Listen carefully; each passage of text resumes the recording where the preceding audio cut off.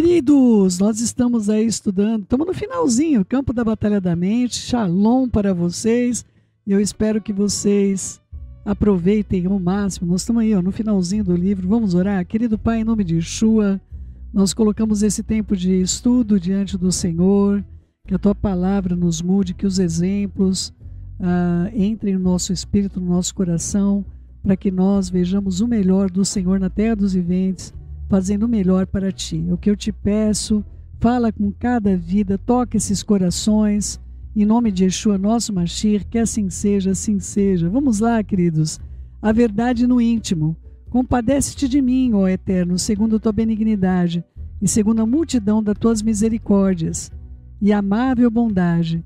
Apaga as minhas transgressões, lava-me completamente e repetidamente da minha iniquidade, purifica-me, limpa-me e faz-me inteiramente puro do meu pecado, pois eu conheço as minhas transgressões e o meu pecado está sempre diante de mim.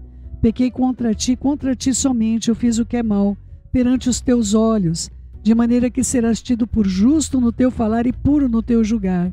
Eu nasci em estado de iniquidade, e em pecado me concebeu a minha mãe, e eu sou um pecador também. Eis que te comprases na verdade no íntimo, no recôndito me fazes conhecer a sabedoria. Teilim, Salmos 51, de 1 a 6. Em Teilim 51, o rei Davi estava clamando ao Eterno por misericórdia e perdão, porque o Eterno estava tratando com ele sobre o seu pecado com Betseba e o assassinato de Uriá, o marido de Betseba. Não é? Acredite ou não, o pecado de Davi havia ocorrido 1 ano antes desse Teilim ser escrito, pelo menos, mas ele não o havia encarado e nem reconhecido este pecado. Ele não estava enfrentando a verdade, mas enquanto se recusasse a fazê-lo, ele não poderia se arrepender, e enquanto não se arrependesse, o Eterno não poderia perdoá-lo. No verso 6 dessa passagem, é um versículo poderoso. Ele diz que o Eterno deseja a verdade no íntimo. Isso significa que, se desejar receber as bênçãos do Eterno, nós deveremos ser honestos com Ele sobre os nossos pecados. Queridos, eu queria dar uma pausa aqui sobre isso. Enquanto você não enfrentar os seus pecados, você não muda de fase, tá? É que você talvez não conheça a rotina judaica, a rotina que o Eterno ensinou para nós como nós devemos agir e ser, mas nós temos várias celebrações durante o ano, e entre elas Yom Kippur. Alguns rabinos dizem que justamente esse período fosse um período de Yom Kippur, mas as escrituras não dizem absolutamente nada sobre isso, mesmo porque Davi então teria de ter pecado em Yom Kippur, vamos dizer assim, justamente no mês que é um mês de muitas celebrações. Nós não temos como saber quando ocorreu o adultério e também o assassinato, que demorou algumas semanas, evidentemente, para ocorrer, não é?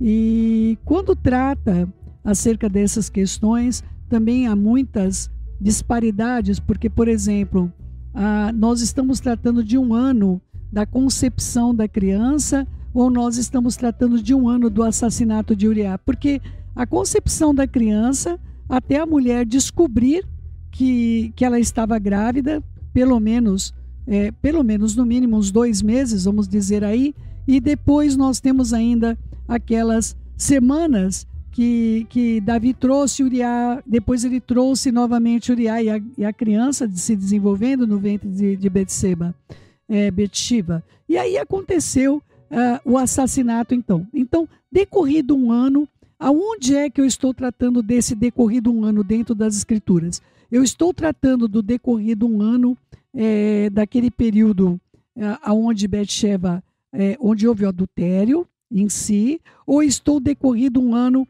de quando Melech Davi ordenou o assassinato, porque foi uma grande cilada que ocorreu ali com relação a Uriá. Ele era um guerreiro poderoso, ele ficou com o estandarte, então ele não, como é que ele ia se defender com o estandarte, não é? Mesmo ele sendo um guerreiro poderoso, ele não tinha como se defender com o estandarte na mão. Então foi uma situação programada para que ele fosse assassinado pelo exército do inimigo, e muitos homens morreram com ele. não é? Ou seja, imagina, os outros todos inocentes que estavam ao lado de Uriá, não é? Morreram juntos, porque a ordem de Davi foi que deixasse ele num campo, numa área bem complexa de batalha e recuasse. Então quem estava com Uriá morreu, vamos dizer, que ninguém comenta sobre isso muito, mas as pessoas que estavam com Uriá morreram porque ele estava determinado a morrer, não é? Ele estava, foi determinado que ele morresse. Eu não sei quantos conseguem compreender esse complexo contexto onde uma pessoa que está, o complô ali em relação a uma vida, não importa quantos estejam ao redor dele, aqueles todos vão ser afetados por causa de que aquela vida está afetada. E a mesma coisa ocorreu com a capa de Acã. O fato de Israel não saber que a capa estava ali não impedia de modo algum de que o mal, o malefício viesse sobre todo o acampamento de Israel, sobre todas as tribos de Israel. Tudo bem? Eles perderam a batalha. Então, queridos, passado esse período, vamos supor que a criança tivesse aí com em torno aí de uns 6 meses de vida, vamos supor, da morte de Uriá, não é? O tempo que Davi, então, que teria assassinado Uriá, então a criança estaria com 6 meses. Então, seria um período onde a criança está mais ativa, onde ela está feliz, onde ela interage. Foi nesse momento que o Eterno disse que levaria a criança. No momento onde a criança, é o momento que a criança está mais apegada com os pais, onde começa a interação dos pais com os filhos. Aí você pode dizer, mas que coisa terrível, o que a criança tinha a ver com isso, não é? Queridos, o Eterno sabia quem iria ser aquela criança também. Ele é uma pessoa extraordinária e tudo que ele faz é bom. Eu aprendi. Tudo que o Eterno faz é bom. Então, enquanto você não enfrentar o pecado na sua vida, você der desculpa como Davi deu durante esse período todo, você não passa de fase, você continua no mesmo lugar e sujeito a acontecer coisas piores, né? Então enfrente o seu pecado, confesse o seu pecado e resolva esse problema pelo amor da fidelidade do Eterno. Davi passou várias celebrações judaicas do Eterno, da sociedade que o Eterno instituiu para os seus filhos, e ele realmente não conseguia, ele lidava com aquele pecado como se fosse uma coisa comum. O Eterno vendo aquilo, e ele lidava com o pecado como se fosse uma coisa comum, né? Até o momento que realmente o Eterno levantou um profeta para afrontá-lo. Confissão precede o perdão. Se dissermos que não temos pecado nenhum, recusamo-nos a admitir que somos pecadores. A nós mesmos nos enganamos. E a verdade é que as boas novas apresentam que não está em nós, não habita em nosso coração. Se admitirmos de livre e espontânea vontade que somos pecadores e confessarmos os nossos pecados, então Ele é fiel e justo, fiel à própria natureza, às suas promessas, para perdoar nossos pecados e repudiar a nossa ilegalidade e nos purificar continuamente de toda injustiça, de tudo que não está em conformidade com o propósito, o seu pensamento e ação.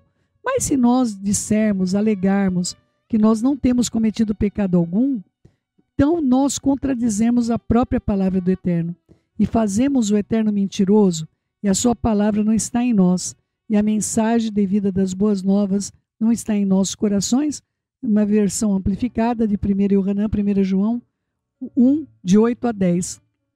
O Eterno é rápido para nos perdoar se nos arrependemos verdadeiramente. O Eterno não quer seus filhos no poder de Satã. Queridos, o coração que não assume a responsabilidade de reconhecimento do pecado coloca a pessoa numa condição de rota com tudo que é ruim. Tudo que é ruim acontece com as pessoas que estão nessa condição. Então eu falei ontem com meu marido, eu falei, amor, qualquer coisa que aconteça, qualquer coisa, por menor que seja, o Eterno está querendo nos chamar a atenção para a gente corrigir aquilo, porque Ele não tem prazer que a nossa vida esteja nas mãos do adversário. Então eu recomendo a você a ficar atento a coisas que quebram, coisas que saem do lugar, coisas que são alteradas, acidentes, coisas que você fala, olha, isso aqui não está no meu escopo diário, eu não faço isso, eu não tenho esse tipo de vida. Pode ser um ataque do adversário, mas pode ser o Eterno chacoalhando você. Para. Eu não sei quantas topadas o Davi deve ter dado durante um ano. Eu creio que o Eterno tentou chamar a atenção dele de todas as maneiras. O Eterno só vai usar uma pessoa para falar do seu pecado quando você resistiu ao Ruach HaKodesh. Eu vou repetir. O Eterno só vai usar alguém para falar do seu pecado quando você resistiu ao Ruach HaKodesh, ao Espírito do Sagrado, ao Espírito Santo. Tá bom? Então vamos lá. O Eterno não quer envergonhar ninguém não, queridos. Eu sei disso, viu? Olha, o Eterno é rápido para nos perdoar, nos arrancar da mão do adversário, se nós nos arrependermos verdadeiramente. Mas não podemos nos arrepender se não enfrentarmos, reconhecermos a verdade sobre aquilo que nós fizemos. Admitir que fizemos uma coisa errada, mas então dar uma desculpa para o erro.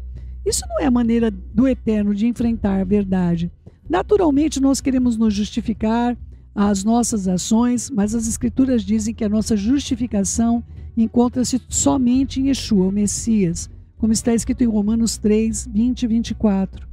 Eu e você somos justificados diante do Eterno depois de pecarmos apenas pelo sangue de Yeshua, e não por nossas desculpas ou nossos motivos. Eu fiz isso, mas o outro também. Mas eu fiz isso, mas também. Não é? Se não tivesse acontecido aquilo, eu não teria feito isso, que é o que a gente tratou sobre o ser mais, né? Ser mais, não é? Eu lembro-me que quando uma vizinha me telefonou um dia e me pediu para levá-la ao banco naquele momento, antes que ele fechasse, porque o carro dela não estava ligando. Eu estava ocupada fazendo minhas coisas e não queria parar. Então eu fui rude e impaciente com ela. E assim que eu desliguei o telefone, eu senti que tinha agido muito mal e que precisava ligar e pedir desculpas e levá-la ao banco. E eu já passei por isso. Eu vou contar para vocês, eu não era crente ainda, eu devia ter uns 15 anos de idade. Foi o meu primeiro arrependimento, a primeira vez que eu agi com arrependimento na vida, por isso que marcou a minha vida fundamentalmente aquele dia, não é? A minha avó, ela tinha uma conta, era uma época aí que todo mundo tinha conta, eu não sei, acho que cidade pequena ainda tem, mas nas grandes cidades eu não acho que tenha isso, não sei. Tinha conta na mercearia, onde a gente pegava pão ali, né? E foi a primeira vez que eu tive contato com arrependimento, foi algo terrível na minha vida. E aí a minha avó, eu tinha um trabalho de escola e tinha marcado com o grupo. A gente ia para a biblioteca da escola e nós iríamos estar fazendo aquele trabalho que era muito importante. Eu era muito envolvida com relação à minha vida escolar e à minha vida acadêmica também. Eu acho muito importante que nós não estacionemos a nossa mente, não é? Eu admiro muito pessoas que estão estudando, estão fazendo alguma coisa para melhorarem, para serem melhores, né? Eu acho isso muito importante. Meu filho está fazendo um curso, a minha filha nunca parou de fazer cursos e outros, enfim, minha outra filha está fazendo faculdade. O que eu puder inspirar as pessoas para lutarem, para elas serem melhores, para elas poderem melhorar. E, queridos, não é bom uma mente ociosa, não é bom uma mente ociosa, mente vazia é a oficina do inimigo, né? E aí o que aconteceu? Eu estava atrasada para esse grupo, enfim, a minha avó pediu que eu pagasse a conta na mercearia. Eu falei que não, falei, vó, eu não posso. E eu vi como ela ficou. Era uma pessoa que não me negava nada, sabe? E aí eu andei de lá, eu morava na Coronel Meireles, no meio da Coronel Meireles, na Penha, e eu subi até a Avenida Amador Bueno da Veiga. Quem conhece ali dá um quilômetro mais ou menos ali. Quando eu cheguei na banca de jornal que ficava na esquina, de frente para uma padaria famosa na época, né? Eu não aguentei, meu coração não aguentava mais. Eu voltei, 1 quilômetro, atrasada, voltei lá, falei, vó, me dá aí a bolsinha. Fui na mercearia, fiz o pagamento, voltei, entreguei a bolsinha para minha avó. Gente, foi o sorriso mais lindo que eu já vi na minha vida, a minha avó sorrindo para mim, depois que eu tinha pago a conta da mercearia, não é? E ela era uma mulher com muita dificuldade de locomoção, ela não poderia fazer isso, senão ela não teria pedido para mim. Mas aquele dia foi o meu primeiro contato com arrependimento. Eu cheguei atrasada no grupo, mas era só eu mesma que fazia tudo pelo grupo inteiro, né? Ninguém reclamou, né? E ali eu estava lá, quem estudava mesmo, lamentavelmente, tinha só mais um membro no grupo de 5 que estudava, então basicamente a gente ficou fazendo o trabalho as duas, enquanto os outros 3 conversavam, né? Então, queridos, isso marcou a minha vida, porque foi a primeira vez que eu me arrependi de algo. Foi irresistível, eu não conseguia resistir à dor no meu coração de ver o rosto da minha avó no estado que ela estava. Foi meu primeiro contato com o arrependimento que eu tive na minha vida, foi de 14 para 15 anos de idade. Foi implacável. De lá para cá, nunca mais eu parei de sentir isso todas as vezes que eu cometo algo errado. E a maior parte dos meus erros hoje estão na esfera de como eu me sinto. Eu consigo perceber que eu fui ferida no meu orgulho, quanto eu estou viva ainda, pensava que estava morta, né? Quando eu sou ferida com algo espiritual, essas são as minhas maiores lutas hoje, e luta na mente, não é? Que eu tenho vencido a cada dia eu tenho passado realmente a aplicação do que eu tenho passado para vocês, eu tenho tido como exercício na minha vida, todos os dias da minha vida, não é? Então, aconteceu que ela volta lá e ela pega a menina, a pessoa, a amiga, né? E ela disse o seguinte: eu peço perdão por eu ter agido mal, mas eu precisava ligar e pedir desculpa, então levar você ao banco. Minha mente estava cheia de desculpas que lhe daria por ter agido tão mal.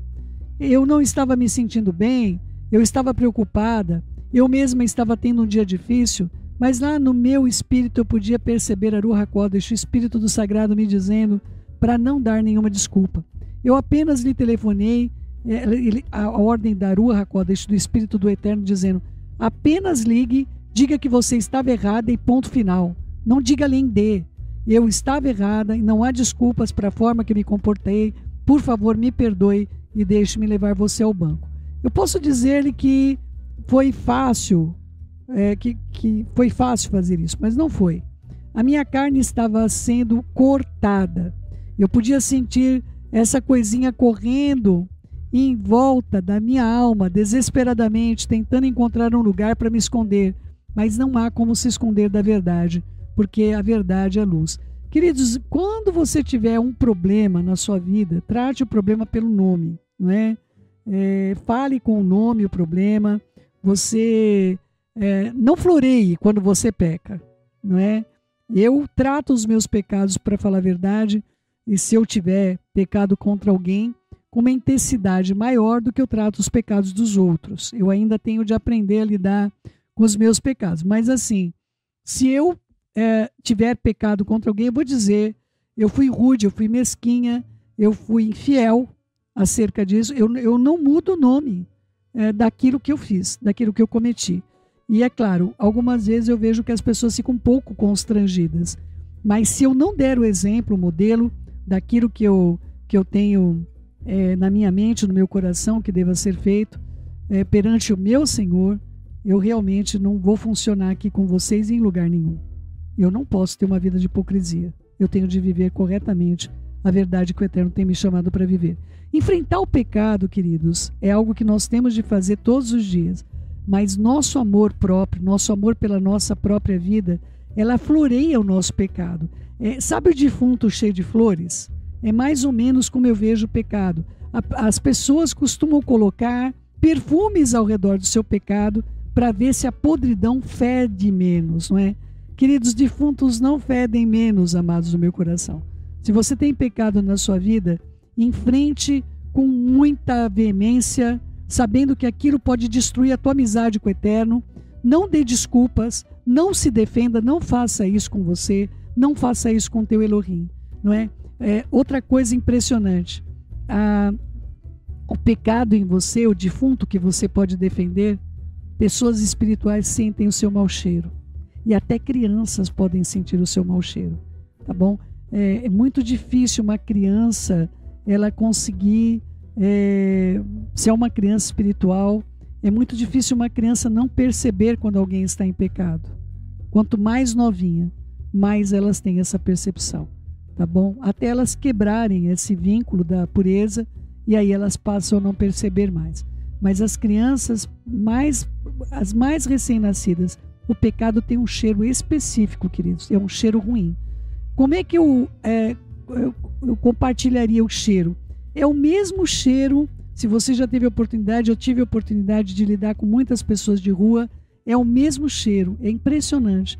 Quando eu sinto aquele cheiro, eu só tenho uma referência, que é o tempo que eu estava com os meninos nas ruas, os banhos que eu tinha que dar nos meninos. É o mesmo cheiro, queridos.